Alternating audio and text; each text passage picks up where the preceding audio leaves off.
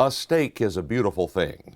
It has marbling and a white fat covering that makes it tender, tasty, and desirable to consumers. A steak comes from a steer or heifer that is fed grain in a feedlot. Feeding cattle was not a profitable enterprise for several years following the BSE scare of 2003, but an uptrend started in late 2009, and futures are now trading at over $117 per hundredweight.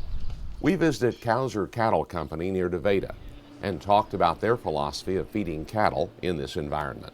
I'm very confident of the market all the time. I'm a typical cattle feeder. It seems like when the bulls are on or when the horns are up, away we go. But we've learned over the last 30 or 40 years, risk management gets involved. And so I think it's very important today that we know those feed costs. It's just like an acre of ground. We know what it costs to do each portion of the industry here.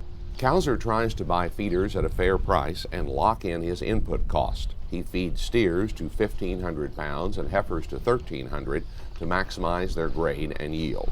Even with his management of health and cost, there is no guarantee that outside factors won't take the market down. Whether it's BSE, whether it's hoof and mouth, whether it's the tsunami in Japan, those outside influences are always the ones that'll get you. So I think for us to be prepared and do our job in risk management that we can, that's what we need to do today. Most states have a declining number of cattle, but Iowa's feedlots have shown a steady increase with the availability of distillers' grain products coming from ethanol plants across Iowa. For the AgriBusiness Report, I'm Ken Root.